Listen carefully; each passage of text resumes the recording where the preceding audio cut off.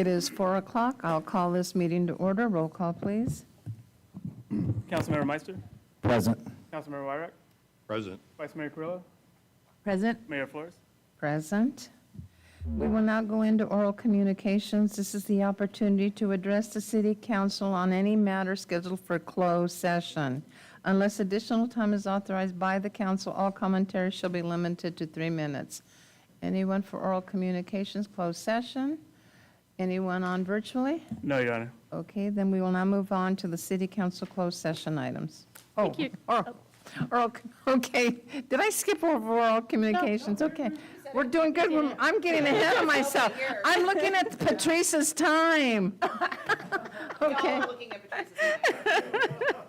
Exactly, let's just do this. I'm an optimist, what can I say?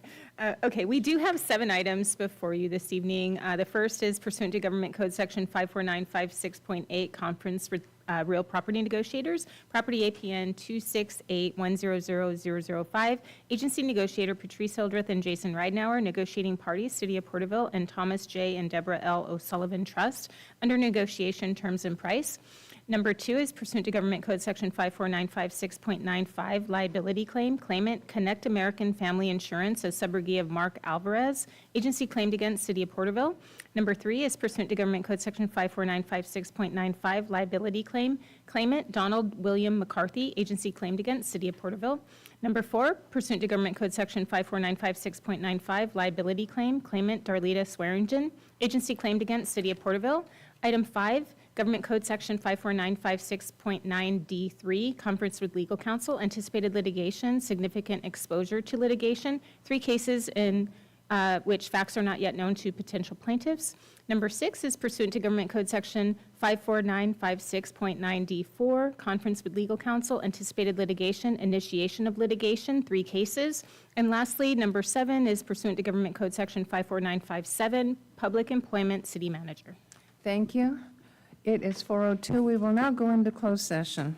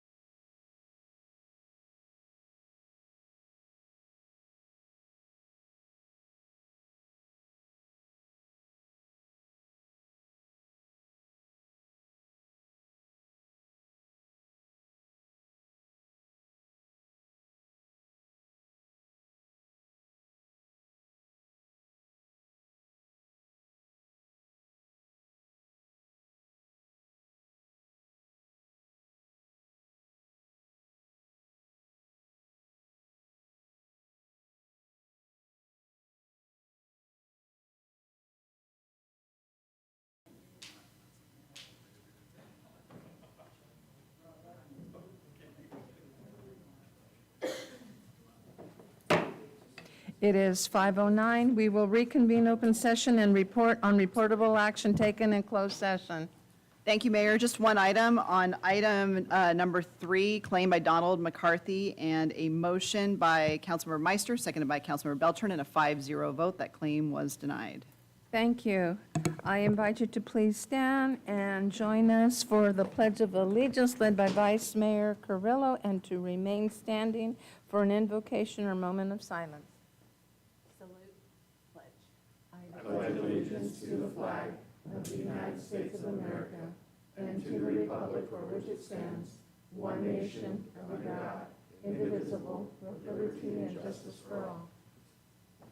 Is there anyone that would like to come forward and do the invocation? If not, please join me for a moment of silence.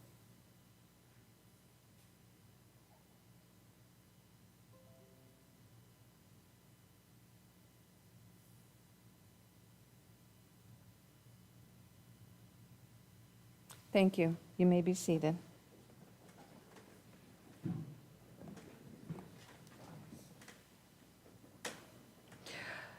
The presentation for the Employee of the Month, Larry Segovia, will be carried over.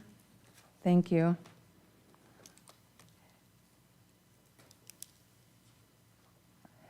I have a question for legal counsel before we go into oral communications. Normally, under the public hearings, we open them up. Will we be opening them up or holding off, or if there's anybody that's going to comment on those? So if there's somebody here, we can allow them to speak if you want. You don't have to. I don't think we're going to be here at the time of the hearings. That's what I thought. Okay. So because of that, I would say hold off unless they I really will can't hold be off here on until we get- Friday. Okay, Yeah. thank you. All right. We'll now move into oral communications. This is the opportunity to address the council in any matter of interest, whether on the agenda or not. Please address all items not scheduled for public hearing at this time. Unless additional time is authorized by the council, all commentary shall be limited to 3 minutes. You will be asked to state your name and city of residence for the record. Again, we will adhere to the 3-minute time period. Thank you. If there's anyone that would like to come forward, please do so. Good afternoon. My name is Primavera Menares, and my city of residence is Bakersfield. Again, good afternoon, city council members and community members. I am honored to address today as the interim president of Porterville College. I bring over 20 years of experience in higher education, having served at both 4-year institutions and 2-year community colleges. My career has been dedicated in educational opportunities and advancing student success. As a Central Valley native, I have deep-rooted commitment to our community. My focus has always been on ensuring greater college access, increasing social and economic mobility for students, and combating educational poverty. I believe that education is a powerful tool for transforming lives and building a brighter future for all. I am excited about the opportunity to continue our partnership with the City of Porterville. Together, we can build our shared goals of fostering economic development and shaping the future prosperity of the community. Thank you for the opportunity to collaborate, for your continued support of Porterville College. I look forward to working closely with each of you to achieve our common objectives. Thank you once again. I really appreciate, and I just want to make a comment, is that when Dr. Primavera stepped into the position, she reached out to the city of Porterville and already made the communication with staff. So that should be noted, and welcome. Thank you. All right. Do we have anyone on virtually? No, Your Honor. Thank you. We'll move on to the reports. This is the time for all committee, commission, board reports, subcommittee reports, and staff informational items. Thank you, Your Honor. We do have the quarterly reports on this evening, and we are happy to present or answer any questions that the council might have. I appreciate. Does council have any questions? No questions? All right, moving right along. We'll now move on to the consent calendar. All consent calendar items are considered routine and will be enacted in one motion. There will be no separate discussion of these matters unless a request is made, in which event the item will be removed from the consent calendar. All items removed from the consent calendar for further discussion will be heard at the end of scheduled matters. We have items 1 through 22. How does council wish to proceed? I have no conflicts that I'm aware of, so I'd like to proceed with a motion to accept and approve items 1 through 22 on the consent calendar. Okay, we have a motion I'll second. and a second. No further discussion. Call for the vote. Passes unanimous, 5-0. We'll now go into the public hearing. Number 23. Thank you, Mayor. We have on the agenda tonight, 2 public hearings, one for the annual approval of the assessments, and the other one for the establishment and the merging of a landscape and lighting district for I think it's Royal Oaks, is that right? Yeah, for Royal Oaks. So given that we have a abbreviated meeting tonight, and that we are asking that these be continued. And since we will likely not be in session at our regular time period of when we typically would notice meetings, we've already posted in the paper, but these would be continued to Friday. We'd ask that you go ahead and affirm that and authorize the clerk, because there will be lack of quorum at the time of the public hearing to continue it, that the clerk adjourn the meeting on your behalf and to that Friday at 4 o'clock. So it's Friday, August 9th, so those hearings will all be continued. And like I said, the paper already did provide that time in the paper in advance of this so that the public would have notice. So with that, I'd ask that you vote on, and you can take each item by each one at a time. So with that, I'd ask that you take a vote to authorize the clerk to adjourn until Friday, the public hearing on item number 23. I'll make the motion on item number 23 to adjourn to Friday, the 9th. I'll second. Okay, we have a motion, we have a second. No further discussion. Call for the vote. Passes unanimous, 5-0. Okay. Moving Now, on the to next one, same 24. thing. It would be to also adjourn the public hearing in item to Friday, the August 9th at 4 I o'clock. echo the motion that I did in the previous one, that we adjourn the meeting to Friday, the 9th. Second. We have a motion, we have a second. No further discussion. Call for the vote. Passes unanimous, 5-0. Okay, moving right along to the scheduled matter. Thank you, Your Honor. There is one scheduled matter before you this evening, and that is the approval of amended fiscal year 24-25 Transit Division budget, program of projects, and TDA claim, and Director Tree will be presenting this item. Thank you, Mrs. Hildreth. Madam Mayor, council members, the scheduled item concerns proposed amendments to the fiscal year 2024-25 Transit Division budget and program of projects. These amendments are strategic realignments designed to better serve our community's transit needs and ensuring transit assets remain in a state of good repair, which is a crucial aspect of providing safe, reliable, and efficient public transportation services. At the meeting of June 18th, 2024, Council adopted the fiscal year 2024-25 Transit Operating and Capital Improvement Program budget. Following this adoption, staff also received authorization through Resolution 40-2024 to request allocations from the Transportation Development Act, or commonly referred to as TDA, of which includes a little over $1 million in state transit assistance and nearly $1.5 million in local transportation funds. Recent evaluations have highlighted the need for amendments to the Transit Division's budget and program of projects. Currently, the city's Federal Transit Administration, or FTA, Section 5307, fund balance is approximately $13.7 million, of which $6.5 million remain unallocated. To fully utilize these funds, staff proposes increasing the operating and capital improvement program budget from $9.5 million to $15.6 million, with local match funding rising from $2.5 million to $5.5 million. We've prepared a brief presentation highlighting 4 key areas of immediate action. So we'll guide you through. The first one is, get this, there we go. focusing on operating assistance, we are increasing operating assistance to $6 million to meet projected expenses and include additional security resources at the transit center. In addition, we will be providing or going out to bid shortly for compressed natural gas or CNG and renewable energy, often referred to as solar maintenance service agreements.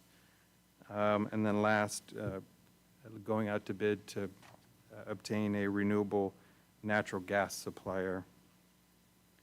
In regards to facility improvements, there we go. Nice move, Fernando. Focusing on our transit center, which was built in 2003. There's quite a bit of rehabilitation projects planned for the transit center to be performed this year, as well as security improvements at our bus yard, which is located at the city's corporation yard on Prospect. Also, looking at the city's fueling sites, they're in need of upgrades. The existing equipment and softwares from the 1990s. And so that's timely that we bring those systems up to date, as well as our charging station. We do need to replace quite a bit of the charging stations that were installed, no longer functioning or no longer supported by the manufacturer. And that some of those are challenges of being an early adopter to this new technology. Looking at rider improvements, we have a long list of significant upgrades are planned for bus stop amenities, including new bus stop shelters, benches, signage, and trash receptacles. And then pulling out real old picture. Yeah, thank you. Was hoping for extra points on that.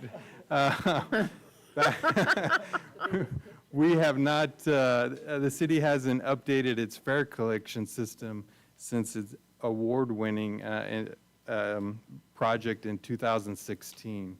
And some of those features include open payments such as Google and Apple Pay, so making it more convenient for riders to pay their fare.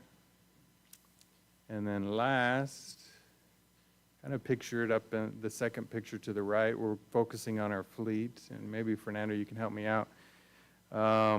New and replacement vehicles are essential for maintaining and improving the quality of our transit services. These vehicles are the backbone of our transportation system, directly impacting service reliability, efficiency, and overall user satisfaction. Staff is proposing through this budget amendment of increasing funding for fixed route vehicles from $3.5 million to $8.7 million, and also allocating $430,000 for demand response vehicles. And these vehicles, the demand response vehicles, are crucial for our most vulnerable populations, including the elderly and disabled, ensuring reliable access to transportation.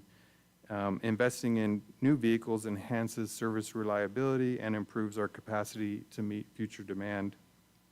However, as noted in the staff report, there are some projects such as signal preemption and the new bus maintenance facility will be removed from the current plan and reevaluated for future years to allow us to reallocate funds to more pressing needs. So tonight, it's staff's recommendation, and there's a number of things happening here. First is to rescind Resolution 40-2024 for the fiscal year 2024 TDA claim. Because of the amendment, there needs to be an increased local match, and so rescinding that will allow us to move forward with the two other items. The second is to approve the draft resolution adopting the amended fiscal year 2024-25 transit budget and program of projects, and then from that approve the attached draft resolution for an updated fiscal year 2024 TDA claim. In regards to item 3, it's a bit of a moving target at the moment. Even as of yesterday, we received information from TCAG staff that they had rescinded its original estimates for fiscal year 2024, but they have provided that they anticipate having updated balances by the end of the week. And so having this information, staff is proposing a slight modification for your consideration. And really it's the bottom language of the resolution that reads, now therefore be it resolved that the City of Porterville, that the Porterville City Council does hereby approve an allocation request of fiscal year 2024-25 TD funds in the final amounts as approved by TCAG, but currently estimated to be in the amounts of $1 million and change in the state transit assistance and $4.4 million and change in local transportation funds, subject to TCAG's 2024 TDA claims manual. That's the conclusion of staff's report, and happy to answer any questions. Thank you. How does council wish to proceed? Councilmember Beltran, you have any questions? Thank you. Councilmember Wyrock? Just a couple of quick questions. Thank you for the report. Mentioning the revenue for fleet replacement to $430,000. You mentioned elderly and disabled, but you have to use an app for that, right?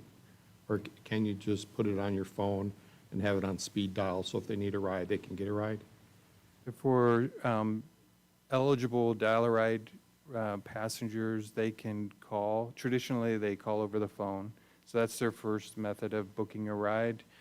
We do offer those riders the same opportunity to, once they become eligible, they can book their ride over an app as well. So they have two opportunities, call or book it over an app. Thank you. And for the revenue fleet replacement on the fixed route, $8.6 million, up from 3.5.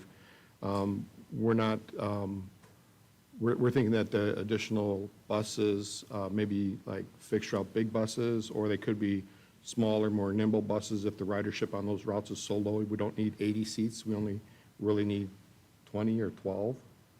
Is there flexibility there? There is flexibility, Councilman, and staff is evaluating going back to smaller 32-foot buses with slightly less capacity, but like you said, being more nimble.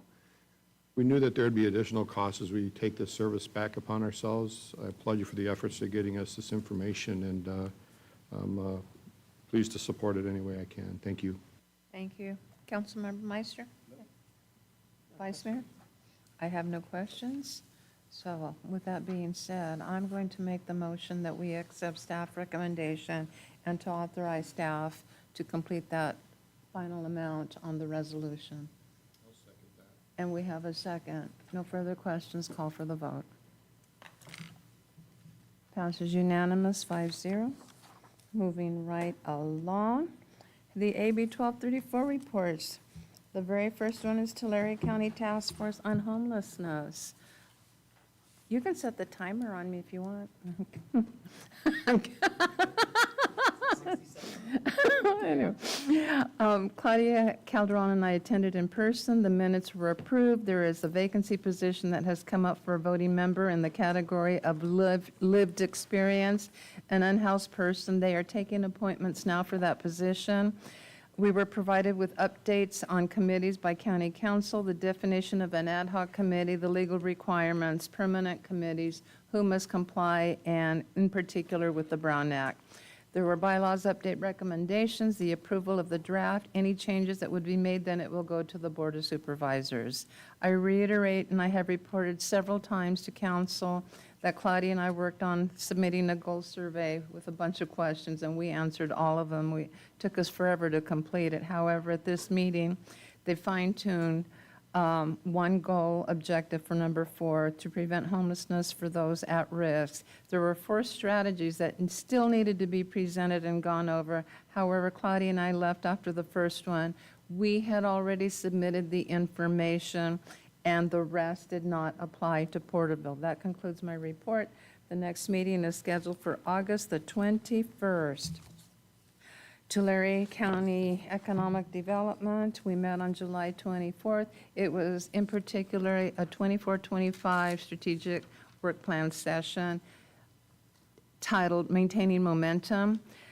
Claudia and I were in person. This was just a work session, but I do want to say this meeting was one of the healthiest meetings that we have had in my tenure on that board, because it was good in dialogue with several of the private and public partners that were in attendance. A lot of good discussions across the board to strengthen the vision of the Tulare County economic development. Input was provided by most all the members that were seated at the table. The work plan priorities to services, board member recruitment, revenue goals, events, and the CRA opportunities, tours in the city, business engagement, marketing impressions, project leads, website, the budget for 24-25 overview and where it will go. This is new, they're putting in committee chairs for 24-25, and to think about it, if anybody was interested in the capacity of the following: a private partner recruitment chair, a public partner engagement chair, a special events chair, board services nominating chair. That will be brought to a future meeting for input and discussion. That concluded the meeting. Our next regular scheduled meeting is August the 28th. Moving right along. LINK, Local Initiatives Navigation Center, Councilmember Beltran. I wasn't able to attend that meeting, but we have a link meeting tomorrow, so I'll bring a update for the next meeting. Thank you so much, that would be good. Eastern Tule Groundwater Sustainability Agency, Councilmember Wyrock? I defer to Mr. our Assistant City. Okay, then it's gonna go real short. Okay, come on, let's do this. Thank you, Councilman and Mayor. I have prepared a in-depth review of the 1,200 pages of the update to the Eastern Tule GSP to go over line by line tonight. No, it's my privilege to report out. I attended the Eastern Tule GSA board meeting here in council chambers on August 1st. I had the privilege of sitting in as the alternate for the Eastern Tule GSA. The meeting consisted of consent calendar approving minutes and budgets and ratifications of expenditures.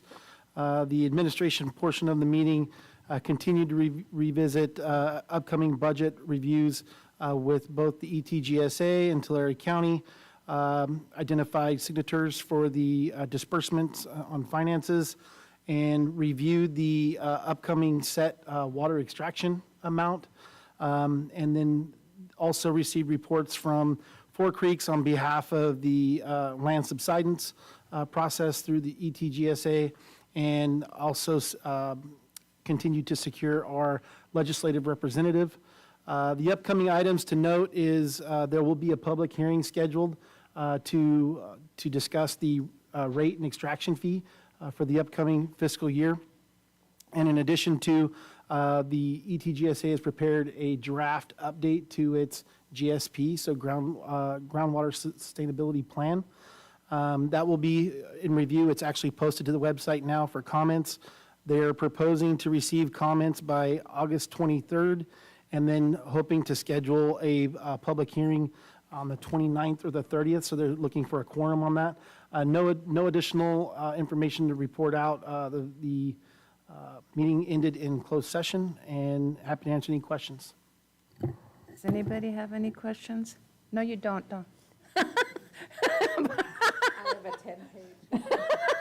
Okay, moving right along. We'll now go into oral communications. Is there anybody that would like to come forward for oral communications?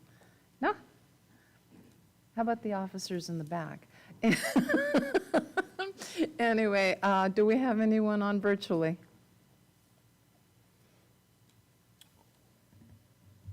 No. Okay, moving on onto other matters. Councilmember Beltran. Like that delayed response there. The 3-minute timer? Okay. Oh, There's an individual raising their hand, but then they put it down, and I'm not sure if they're wishing to speak. Yeah, see? okay. Yeah, Your Honor, we do actually have one individual in the, on Zoom who wishes to speak. Okay, have them state their name for the record, city of residence. Have them come in.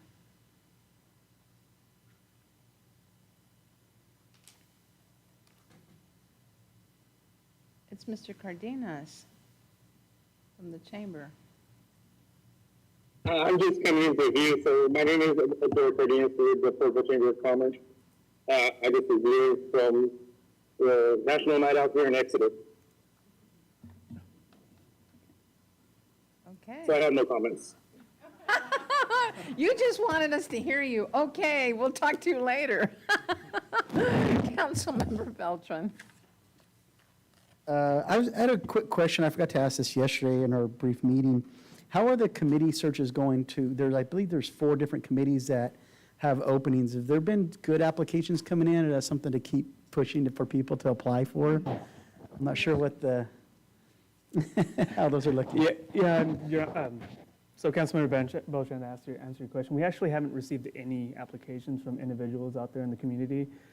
We have been sending out newsletters to the community to let them know that we are soliciting applications, but we just haven't got anything else. Yeah, I've seen the advertising. That's why I was curious if we've gotten a response. But okay, we'll keep advertising that. And got a tour of the animal shelter or animal services facility with Vice Mayor Carrillo. And thank you, Chief, for walking us through. What a great facility. I mean, I know it was a big investment. A lot of people weren't sure if the money was spent wisely on something like that. But I'll say for the next 50 years plus, hopefully, it's a great facility that's going to provide a needed service. So I know they just had the opening for that. What is it? Tomorrow? Yeah, I'm getting ahead of myself here. It feels like a Friday already. But no, I'm glad the public can finally tour that and start utilizing it. And lastly, schools are starting up this week, so good luck to all those students, administrators, teachers, support staff, and drivers out there. Please be aware of the buses and pedestrians and kids bicycling. Leave yourself plenty of time so you don't feel rushed on that first day, at least the first week. That's all. Thank you. Thank you. Councilmember Wyrock? Yes, please do drive safe. School's starting. I had a couple of comments on other matters on the consent calendar. Item 5, the contract with Acela Public Stuff for the My Porterville app. We've been using that, I learned, for a number of years now, and it's growing in its ability to provide us data. And I'm wondering if there might be an opportunity to see a kind of a quarterly report on, what we're hearing from the community and from staff that goes into there, and the things that get closed out, and just some of the trends that we're seeing of things that are being reported. Because with that, maybe we can determine areas to focus on so that the app's not used as much, right? Because we're cleaning up or doing whatever the majority of those recommendations are. But I really like the My Porterville app. I have it on my phone, and it's just a great tool to have. The active transportation plan, item number 15, is a good thing, and I'm glad the city council approved the whole consent calendar, including items 20 and 21 about our financial reports and our investment portfolios. I want to thank all the city staff for managing their budgets well, and for the financial department, and for handling our investments as well as they do. Thank you very much. Okay, Councilmember Meister. Okay, Vice Mayor. I have nothing this evening. I just want to say enjoy the evening out there and the activities. When people say there's nothing to do in Porterville, guess what? July the 18th, there was a multi-chamber mixer at Eagle Mountain Casino, and it was wonderful to see all the chambers that came together. But I want to put an emphasis on July 22nd. I want to thank Mr. Knight for coordinating the Safe 5-year anniversary drinking water event. And it was the anniversary, the 5th year of the signing of SB 200 and the creation of safe and affordable funding for the water. And again, there was the council chambers were full with representatives. We had Senator Hurtado here, Assemblyman Mathis. We had Joaquin Esquivel, the State Water Resource Control Board Chair. So thank you for that work. It was well received, and for the tour shortly thereafter. Again, I'm excited for the project, the grand opening for tomorrow with the animal shelter. And regarding commission participation, I'm glad we have the college president here. Maybe some of her students might be interested in engaging and community service on the commissions. And Fernando, you will have her number because Jason has that in email so that you can send some of that information out. With that being said, Patrice, city manager, any comments? No, I was just going to remind the council and the public about the National Night Out, which is this evening at 6, the ribbon cutting ceremony at the animal shelter tomorrow, and then Friday, we also have the K-Jug free concert in the park, and that is with, I'm sorry, I don't know country music, John Morgan, and that will begin around 7. Okay, we have a couple of Exchange Club members that walked in, Rogelio Cadillo and Felipe Martinez. However, I had to cut it short. It's 5, what time is it, 5:35? We can try to finish it, and what we don't finish, we'll carry on to the next meeting, okay? All right, we're going into closed session.